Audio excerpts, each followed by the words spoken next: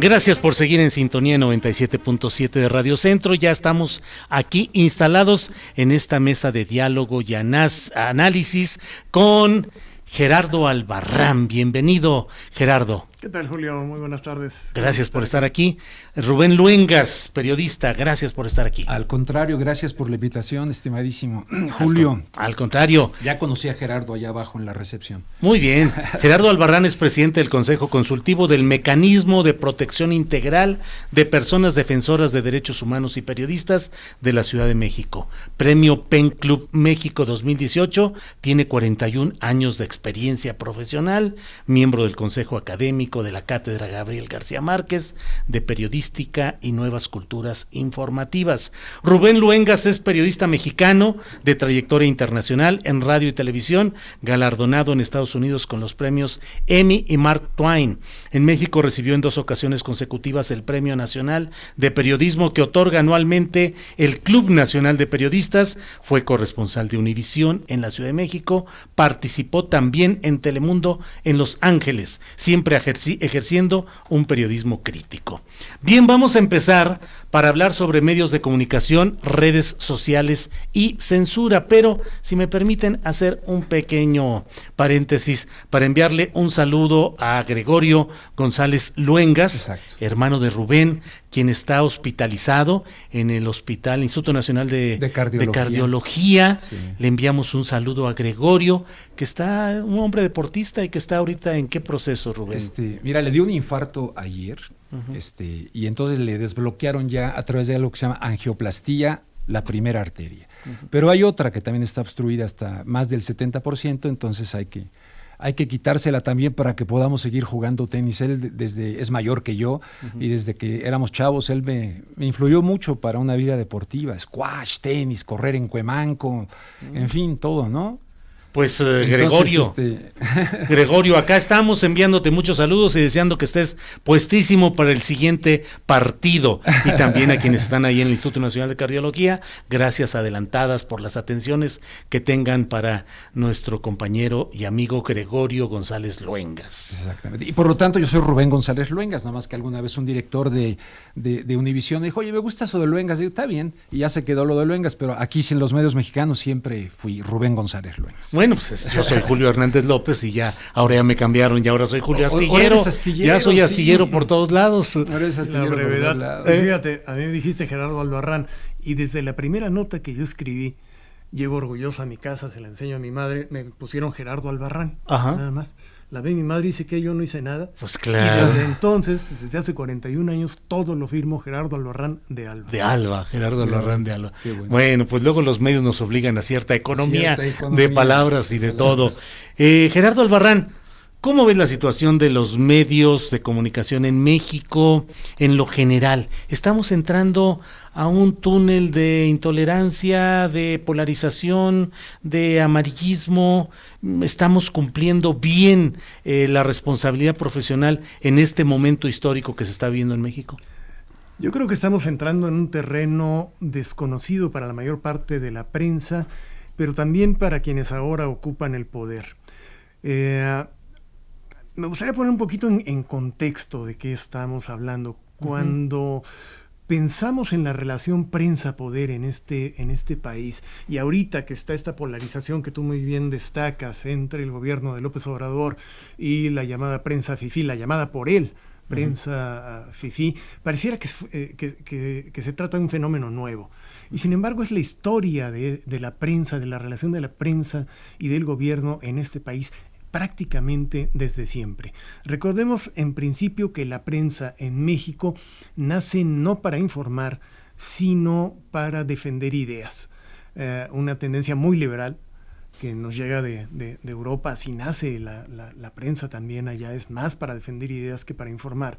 Y no es sino hasta finales del siglo XIX que surge una prensa industrial que empieza a darle espacio a las noticias, pero se queda muy cargado el asunto en las posiciones ideológicas. En México hay una batalla entre medios en el siglo XVIII entre prensa liberal y prensa conservadora, algo que le gusta a López Obrador hacer referencia precisamente, y cuando habla de la prensa fifí, está aludiendo a la prensa conservadora del siglo XIX. No cambió mucho en el siglo XX.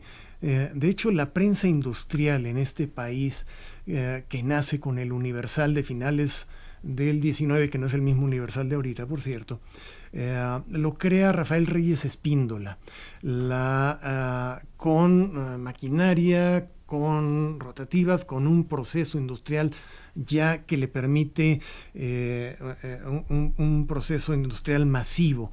Sin embargo, no le fue muy bien con esa experiencia. Él es el que verdaderamente mete a la prensa mexicana los géneros periodísticos que conocemos hoy día, la nota, el reportaje, la columna, pero fracasa en ese intento. Sin embargo, se apoya en su gran amigo, el presidente Porfirio Díaz, que le da 50,000 pesos oro de aquella época, esos cañonazos de los que se hablaban entonces, para crear un nuevo periódico. Él vendió el Universal y con los 50,000 pesos que le da Porfirio Díaz crea el Imparcial. ¿Sí?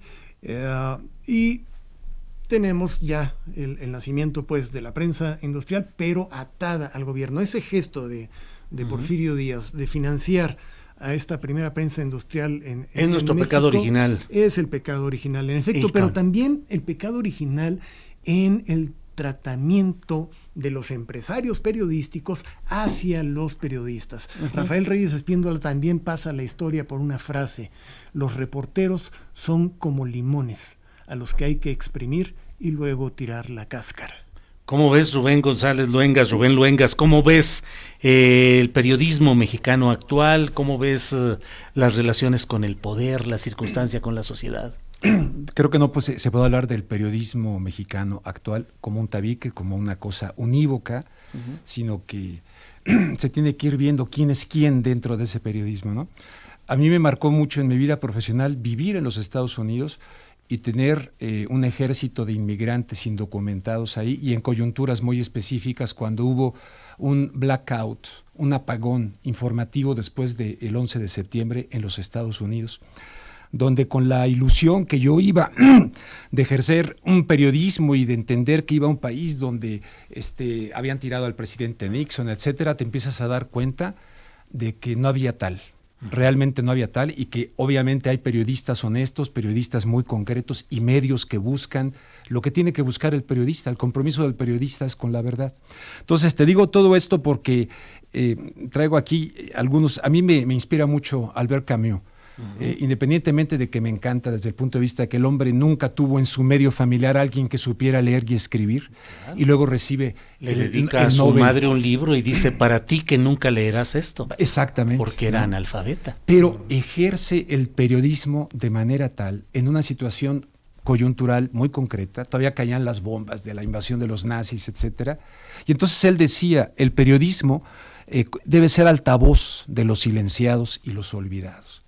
A mí eso me parece sensacional. Entonces, cuando preguntas del periodismo mexicano, bueno, tradicionalmente el periodismo mexicano en los medios corporativos no ha sido altavoz de los silenciados ni de los olvidados.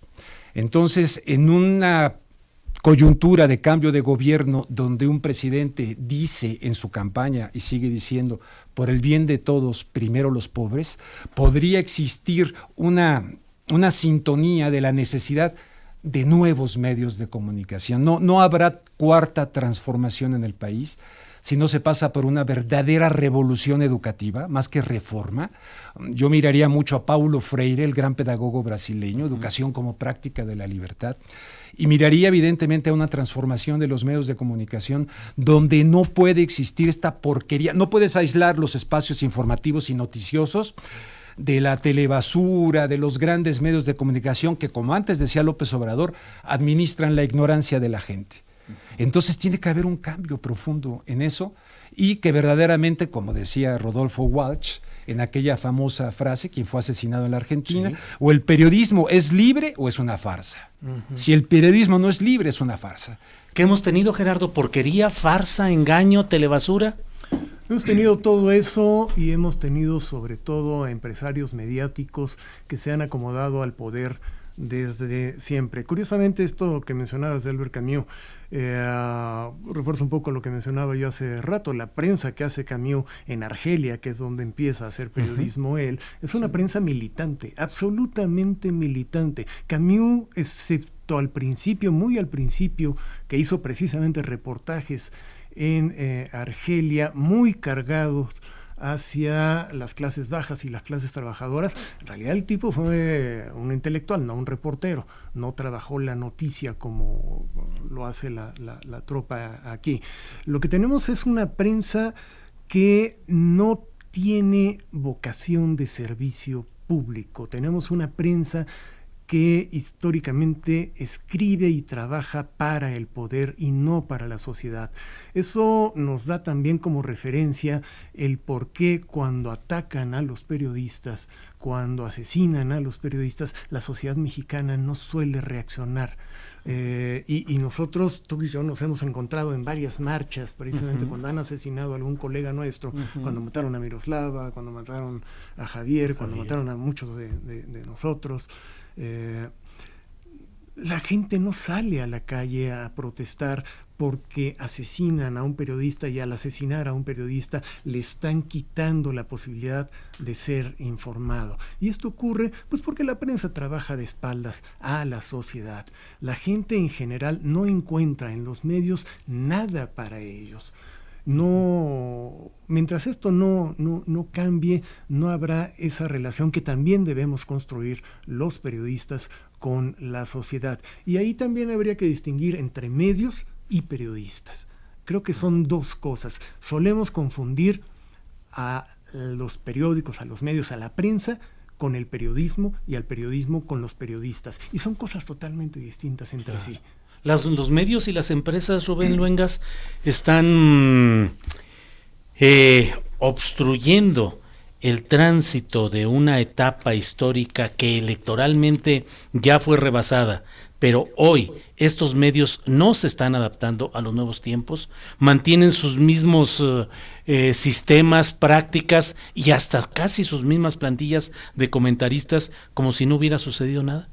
Mira, ahorita que me haces esta pregunta y que estoy viendo tus micrófonos y la cabina, me vino a mi mente cuando un gerente de una estación en la que yo trabajaba, estaba yo entrevistando a Cuauhtémoc Cárdenas, y me acuerdo que en ese entonces estaba José Gutiérrez Vivoy y lo entrevistaba, y a Castillo Peraza y todo. Entonces yo dije, entrevisté a Cuauhtémoc Cárdenas. Bueno, el gerente entró, era el cumpleaños de Cuauhtémoc Cárdenas, y aspiraba a la jefatura de gobierno del Distrito Federal. El gerente entró en una pausa comercial, pegó en la mesa, yo con el micrófono, aquí la ventana ahí al fondo, y dice: ¡aquí no existe el PRD!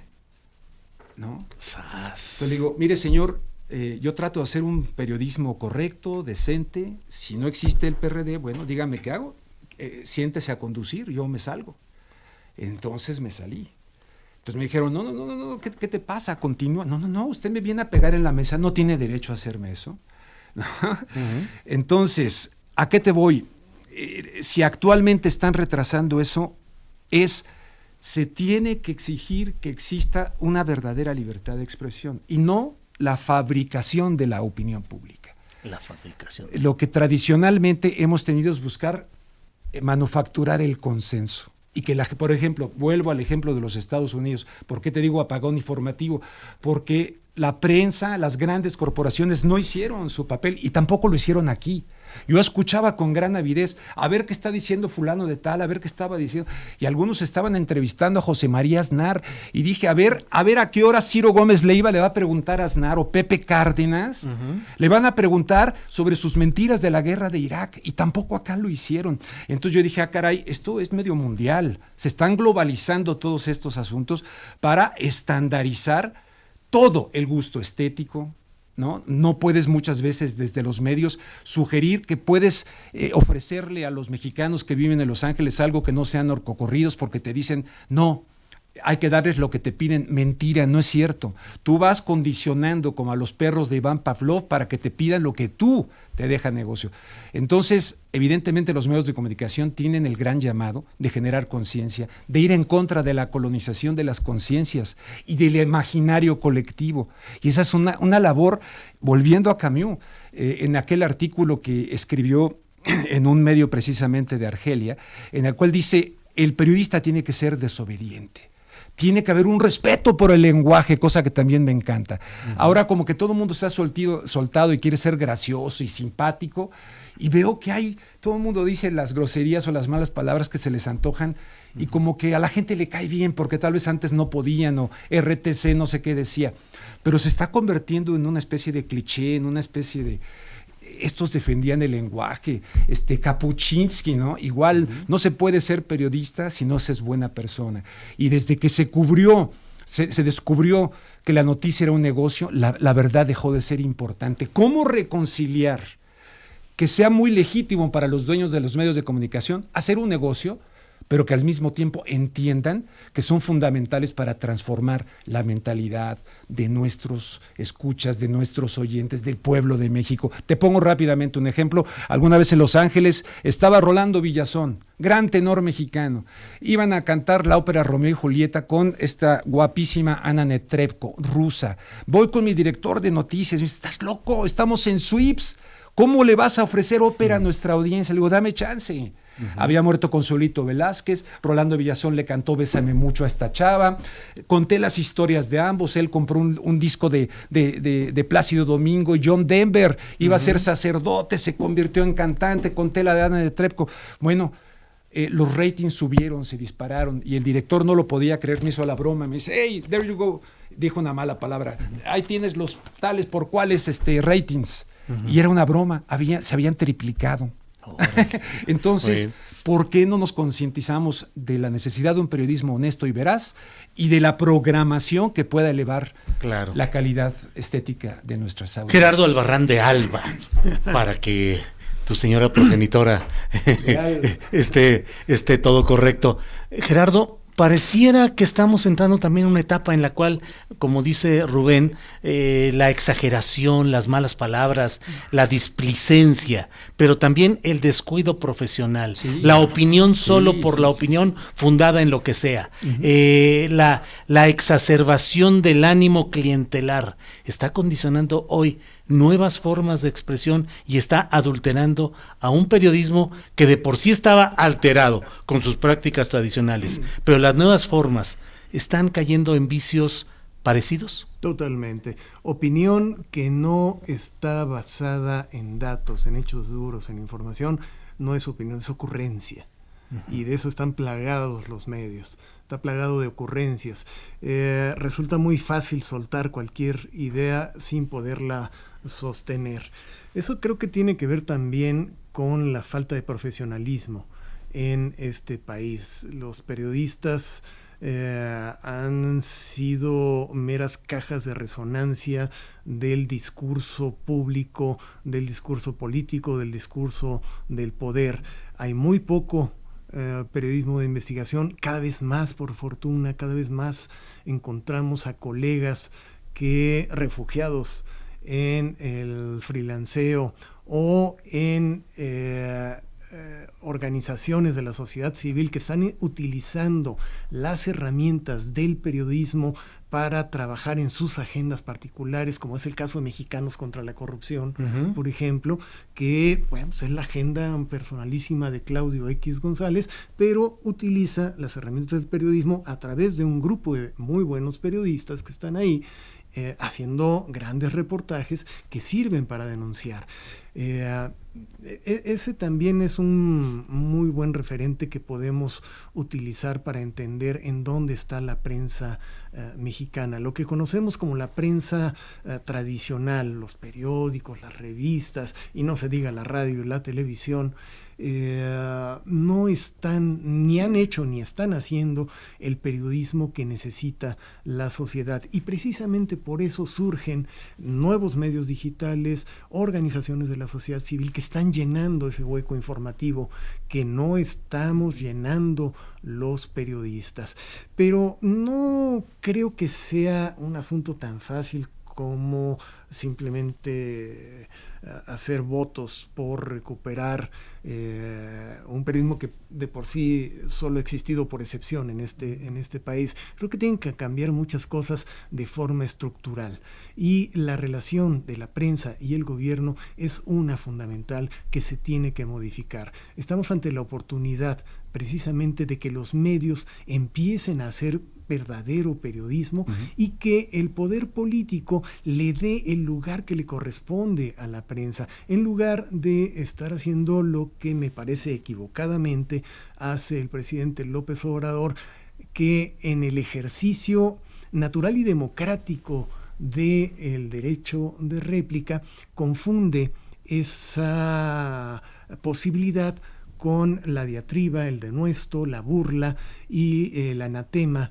contra los medios en general, alguno en específico, que es el caso de Reforma, con que la lleva ya desde hace un buen rato, pero curiosamente no lo hace con los que fueron sus tradicionales adversarios y con quienes lo avasallaron en los últimos 2 sexenios y en sus 2 últimas candidaturas a la presidencia, que son Televisa y TV Azteca.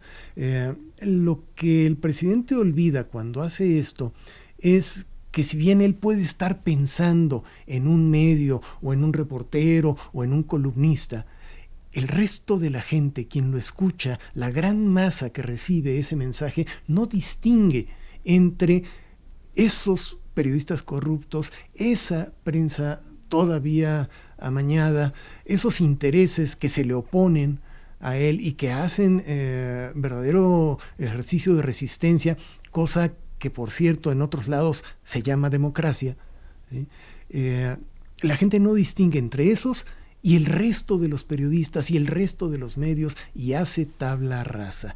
En un país donde el ejercicio periodístico está en permanente riesgo, en un país donde el año pasado fue el país con mayor número de periodistas asesinados en el mundo, solo después de Afganistán, en el país donde el ejercicio periodístico es el más complicado y el más peligroso en todo el mundo, de los países que no están en guerra, que el presidente de la República lance esas diatribas contra la prensa en general, incrementa el riesgo del periodismo, aleja todavía más a la sociedad hacia esa prensa que tanto necesita precisamente para poder tomar decisiones informadas, y nos pone en riesgo a todos. Yo creo que el presidente también debería de hacerse cargo de sus dichos y asumir la responsabilidad que tiene como jefe de Estado, y ya no como candidato, donde ese discurso era no solo legítimo, sino necesario. Creo que como presidente de la República debe tomar ya mayor estatura, y alguien debería explicarle que sus sueños de estadista no se logran con diatribas, sino precisamente con una construcción de un entramado político y social donde quepamos todos. Rubén Luengas, ¿qué opinas de lo que ha dicho Gerardo Albarrán de Alba? Me parece esencialmente correcto, lo comparto, pero tenemos todavía la inercia, así como tenemos la inercia de lo económico, así como tenemos la inercia de la gran inseguridad en México, así como tenemos tantas cosas, es imposible que llegara quien llegara al gobierno, pare esa locomotora a toda velocidad sin que te arrolle. O sea, quienes están exigiendo la renuncia en este momento de López Obrador me parecen unos verdaderos malandrines. Hay que dejarle trabajar y ver, o sea, y exigir, porque no se puede cancelar el espíritu crítico a este gobierno, por supuesto. Pero también él viene con la inercia de todos estos medios de comunicación que quieren continuar como se han comportado defendiendo sus causas. O sea, no han estado nada más en el compromiso. Es muy válido. En Estados Unidos hay periódicos que dicen voy por tal y voy por tal. Pero en México se ha definido y defendido algo voy que se por llama... tal candidato, por tal político, Exactamente, perdón, por tal postura. Gracias por corregirme, que es cansancio. Pero, por ejemplo, el neoliberalismo en México. Se habla realmente muy poco del neoliberalismo en México. Por ejemplo, este cuate que está en el Canal 4, que todo el tiempo se declara neoliberal, a la hora de opinar. ¿Cómo se llama? Zuckerman. Zuckerman, ¿no? Zuckerman. ¿Cómo me encantaría? Yo no soy un experto en el tema, pero he leído mucho y lo he vivido y veo que el neoliberalismo está dejando a sectores mayoritarios de la población mundial, no de México, fuera de la posibilidad de ser los arquitectos de su propio destino. Hay que hablarle a la gente de lo que es el neoliberalismo, que ahora lo menciona tanto López Obrador también, y esta dictadura del mercado, que dice que por goteo va a ir beneficiando a los de abajo, por favor. No se ve de ninguna manera. Entonces, entiendo que hay medios que hay que poner en su lugar, no desde la censura gubernamental, sino desde una política comunicacional de altura, donde los medios públicos le hagan frente a eso. Porque lo hemos visto en otras partes. Yo recuerdo incluso a Rafael Correa, que una vez estaba en una reunión y le dice a su director de un canal estatal, le dice, oye, ¿qué hace la porquería de Laura en América? Aquí, sácame esa porquería. Uy, está en contra de la libertad de expresión. No, también tienes, o sea, el presidente creo que también tiene la libertad de expresión de decirle al Reforma sus verdades. ¿Por qué no? Porque decir Reforma, ahí escribía Lorenzo Meyer, ahí escribe fulano tal, o está este muchacho que admiro tanto, bueno, no muchacho, este periodista que admiro tanto, que ahora está en el programa de Televisa. ¿Cómo se llama, hombre? Se me olvida ahorita de Reforma. René Delgado. René Delgado. René Delgado. O sea, puedes ver muchas cosas, pero la ideología del periódico como tal no precisamente ha estado para despertar las conciencias de los mexicanos. Sí, pues ha estado René Delgado, Roberto Samarripa. Estaba Lorenzo Meyer, en fin, ¿no? Pero fíjate, me gustó la otra vez que Lorenzo le dijo a Carmen, no, Carmen, no me salí de Reforma, me corrieron. Eso fue muy significativo, ¿no? Tiene que haber un cambio en ese sentido donde nos acerquemos a esa libertad de expresión, pero donde no es como el programa aquel de usted qué opina y diga cualquier tarugada que se le ocurra. Cuenta más la opinión informada. Informarse cuesta, tú lo sabes. Informarse cuesta. Yo cuando dije, a ver, la guerra de Irak, tuve que meterle duro para entender que era una farsa. No los engañaron. Hillary Clinton me dijo, ¿y usted por qué votó a favor de la guerra? Ay, por el reporte que nos dio la CIA. Y yo, como un reportero local del Canal 52 de Los Ángeles, supe que no había armas de destrucción masiva. Y usted, ex primera dama, no. O Barack Obama, que votó a favor del muro, ¿sabes? Eso como senador. Barack Obama, en fin. Es verdaderamente, y ahorita también creo que desde México hago un llamado a que no se olviden de los mexicanos, que tienen dos matrices principales de creación de opinión pública, Univisión y Telemundo. Y la verdad es que es necesario que te escuchen, que escuchen otras opciones, porque la requieren, la necesitan. Y a veces desde México nos olvidamos de esos mexicanos, Gerardo Albarrán de Alba, si hacemos a un lado todo las mañaneras, la situación de la prensa fifí, Reforma, toda esta situación, ¿el gobierno de López Obrador está construyendo adecuadamente una posibilidad de lanzamiento positivo de los medios públicos, la televisión, Notimex, todo esto? ¿Qué opinas del planteamiento que ha hecho López Obrador? En principio es reactivo. No tenían un plan de comunicación social perfectamente definido que abarcara a los medios públicos. Es a partir de la reacción que hay en varios grupos frente a lo que se anuncia de trabajo en los medios públicos, pero también de reformas legislativas, donde algunas voces se levantan y dicen, oigan, cuidado, porque eso es contraproducente, que reclutan a Aleida Calleja, a Plata, Juana Martínez en Notimex, Genaro Villamil, que les exponen todas sus preocupaciones y a partir de ahí los posicionan en estos medios para tratar de convertirlos en verdaderos medios públicos, que es algo que no hemos tenido nunca tampoco en este país. Los medios son medios del gobierno en turno, no medios públicos. Solamente tenemos un medio de Estado en el papel, que es la Agencia Mexicana de Noticias, Notimex, que incluso en su definición es la agencia del Estado mexicano, y tiene una característica jurídica que le permite ser el único verdadero medio público, no de gobierno, y aún así ha sido tradicionalmente el principal propagandista del gobierno en los estados, a través de la Los difusión de respectivos sus presidentes notas. de la República han designado siempre a los directores de Notimex. Así es, y de todos los medios públicos, como lo hace ahora también López Obrador. Es una de sus facultades y de sus potestades. Lo que no hemos tenido son medios de Estado, tenemos medios de gobierno. No existe una política de comunicación social de Estado. Lo que tenemos son jefes de prensa que se dedican a la propaganda, al control de la crisis, de cualquier crisis informativa, y al posicionamiento de la imagen de sus jefes. Eso es lo que hemos vivido hasta ahorita. Cito cada vez que puedo. Déjame nada más hacer una referencia a lo que mencionabas tú. Pero por supuesto que nadie puede esperar que en 3 meses de gobierno de López Obrador pare ese ferrocarril que tenemos encima. Y tiene toda la razón López Obrador al decir que le dejaron un cochinero, pero por supuesto que sí. Lo que sí no puede hacer López Obrador es seguir comportándose en el discurso como un candidato contra toda esa podredumbre. Tiene que asumir la responsabilidad de jefe de Estado, ¿sí?, para reconstruir ese entramado político y social de este país, y no abona a eso el discurso contra los medios que difícilmente van a corregir inercias. Aquí parte de lo que esperemos que se corrija es precisamente a través de la publicidad oficial, que ha sido la gran teta de la que han vivido todos los medios, para que en este recorte se muera por inanición la mayor parte de los medios que han participado de la farsa.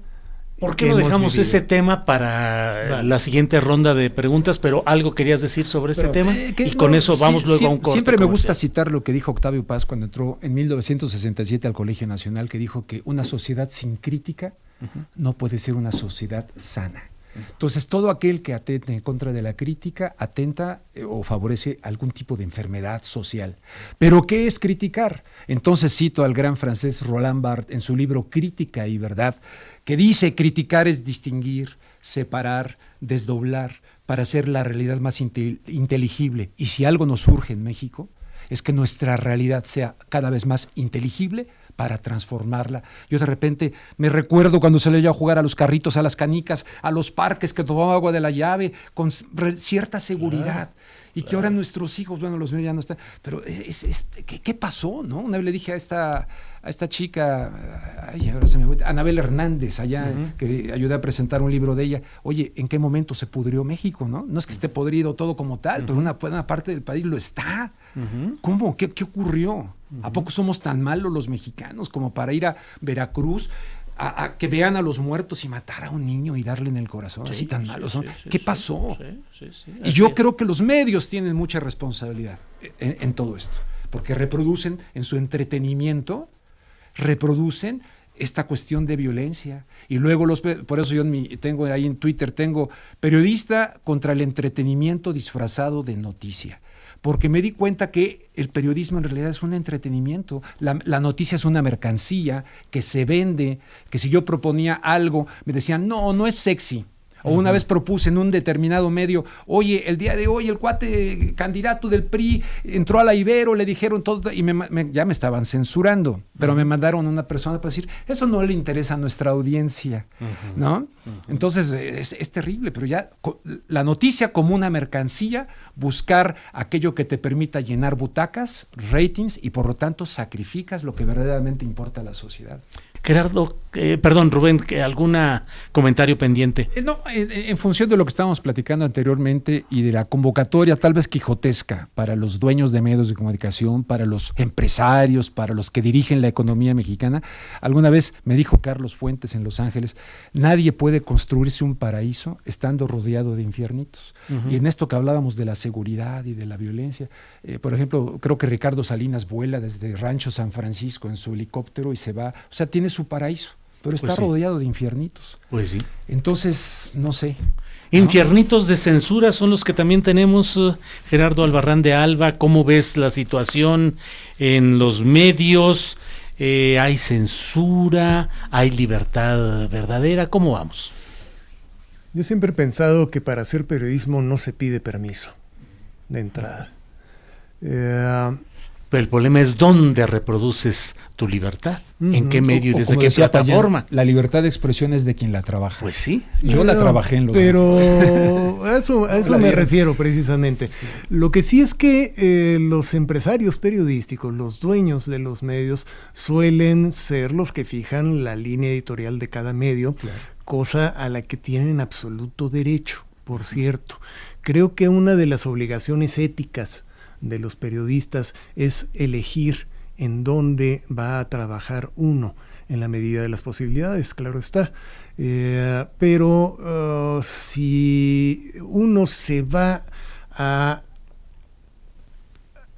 doblegar ante la línea editorial de un medio que no tiene nada que ver contigo ni en la forma en que ves la vida, pues entonces, mi rey, dedícate a otra cosa mejor, porque si no, estás prostituyéndote en esta actividad. Algo que solemos olvidar mucho los reporteros y los periodistas es que el periodismo es una actividad eminentemente intelectual.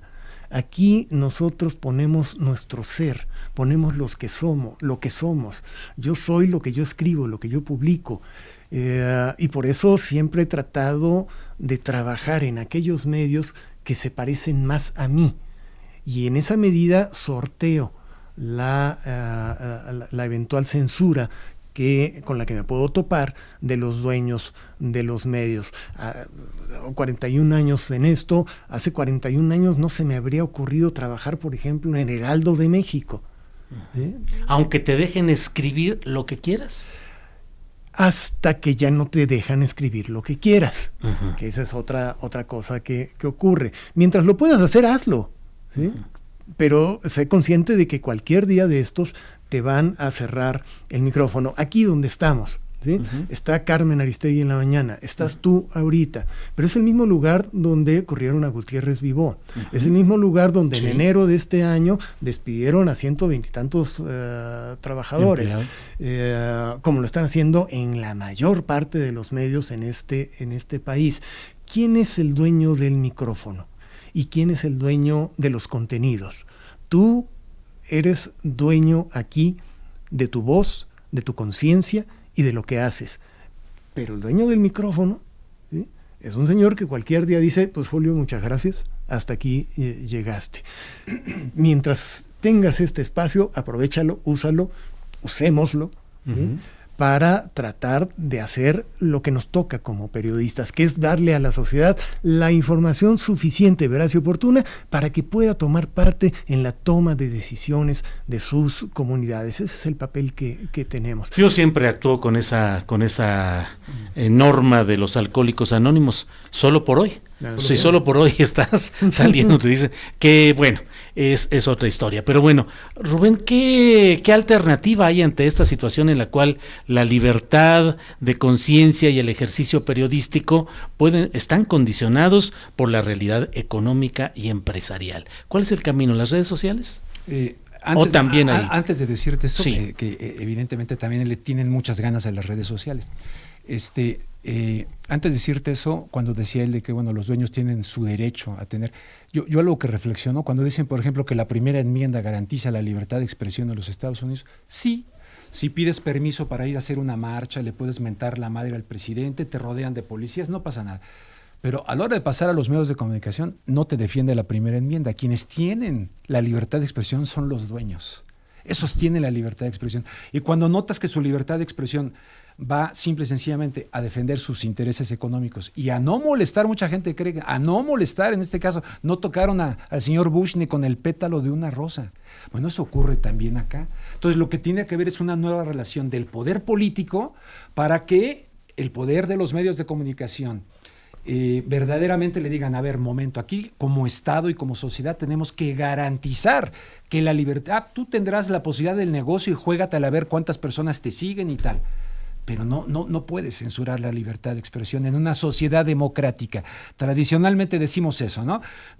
Una prensa libre, en fin, sinónimo de un país verdaderamente democrático. Ahora bien, las redes sociales, benditas redes sociales, correcto, les tienen unas ganas enormes. Uh-huh. Están viendo ya incluso legalmente con leyes la manera de acotar, de ver derechos de autor, en fin, para ir censurando las redes sociales. Tú acabas de ser sí. Testigo, ¿verdad? Directo de una situación de estas, en fin, o sea, queda perfectamente claro que el medio que se utilice, la herramienta que se utilice, que tenga cierto alcance para que personas escuchen lo que no quieren que se escuche, lo van a censurar.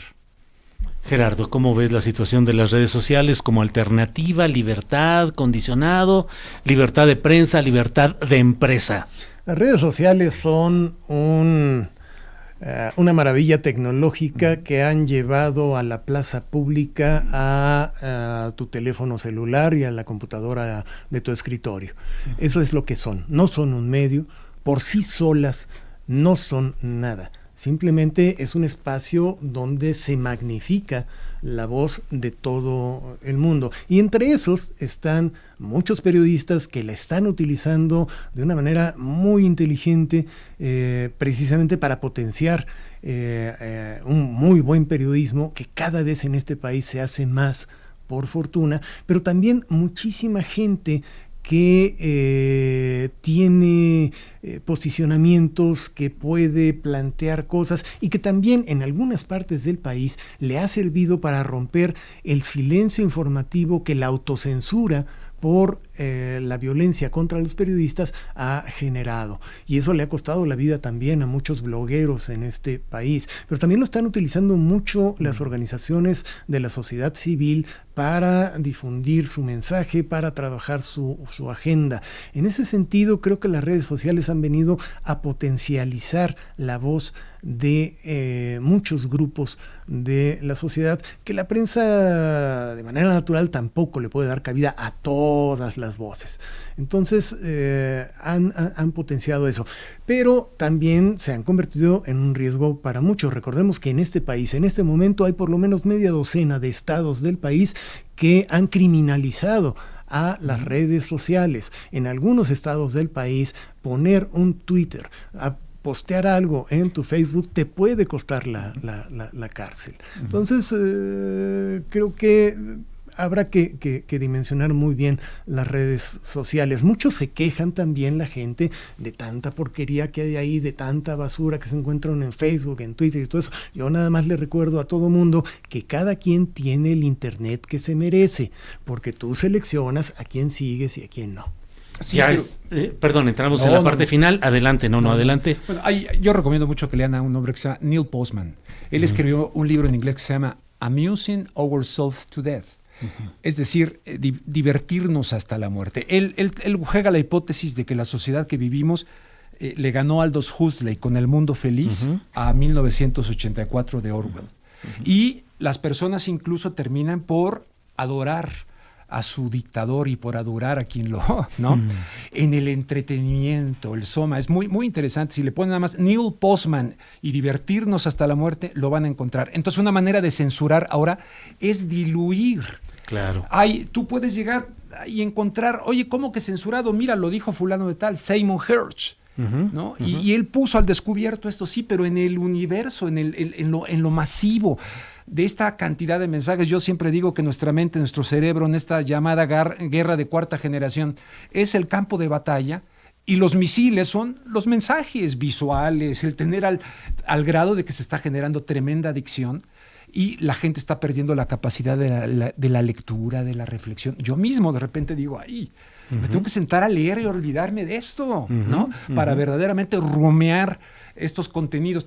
Entonces, es muy peligroso. Ahí es un arma de doble filo, en mi opinión. Nos quedan 4 minutos, por favor, Gerardo Albarrán de Alba, dime si tienes esperanza fundada en que en este sexenio obradorista se den cambios sustanciales en el modelo de la relación entre la prensa y el poder en México. Más nos vale aprovechar la oportunidad. Yo creo que el presidente López Obrador tiene la gran oportunidad de hacer lo que no hizo Fox en su momento.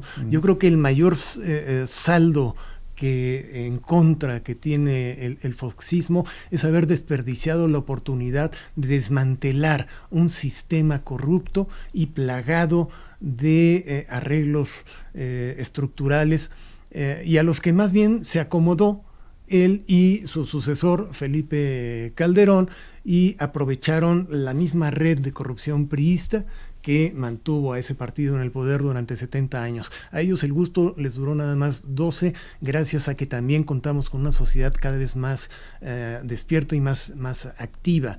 López Obrador tendría que desmantelar verdaderamente a este sistema de corrupción que no estamos hablando de algunos corruptos. En este país estamos hablando de un sistema de corrupción, ¿sí? Que no se va a arreglar solamente en un sexenio, pero sí se tienen que fundar las bases para que a partir del próximo sexenio la cancha sea pareja, y eso incluye a los medios de comunicación. Y por nuestra parte, los medios, los periodistas, también debemos de aprovechar la oportunidad de reconciliarnos con la sociedad, de reconciliarnos con nosotros mismos y empezar a hacer periodismo de a de veras. Gracias, Gerardo. Ya para cerrar, Rubén Luengas, por favor, una reflexión. ¿Qué podemos esperar? ¿Qué podemos esperar? Yo coincido totalmente con lo que acabas de decir, en el sentido de que López Obrador tiene la oportunidad. Yo por eso a Vicente Fox le digo el mesero corrupto, porque se echó al cambio a la bolsa, o el P9 porque es más mentiroso que Pinocho, y nos quedó a deber la verdadera transición. López Obrador tiene la oportunidad, y no solamente la tiene por haber llegado al poder, sino porque lo apoyan millones de mexicanos que están con la esperanza. La esperanza es el sueño de los que están despiertos. Estén muy despiertos, pero no pierdan el espíritu crítico. No se le puede firmar un cheque en blanco a nadie, ni a López Obrador, y de repente dices cualquier cosita por ahí en las redes sociales y ya no te responden con el cerebro, te responden en un sentimiento religioso, de devoción, de fe. No. Ahí se tiene que seguir ejerciendo el espíritu crítico, y que nos lleve, que nos conduzca, y que todos nos sumemos a una transformación, no sé si cuarta o quinta, lo que sea, pero un país más viable, un país donde se pueda respirar, donde se pueda vivir mejor, donde la gente aspire a la felicidad. Y para los periodistas, nada más les digo que el que busca la verdad corre el riesgo de encontrarla. Bueno, pues corramos el riesgo de encontrar la verdad. Les agradezco mucho la oportunidad de dialogar con ambos. Gerardo Albarrán, muchas gracias. Al contrario, Julio, muchas gracias por la invitación, y qué placer estar aquí con tu audiencia. No, hombre, muchas gracias, Gerardo Albarrán de Alba. Rubén Luengas. Igual, muchísimas gracias, Julio. Gusto en verte después de ya varios años que no te veía, más que a través de los medios. Así es. Gracias, Rubén. Saludos a Gregorio González Luengas en el Instituto Nacional de Cardiología.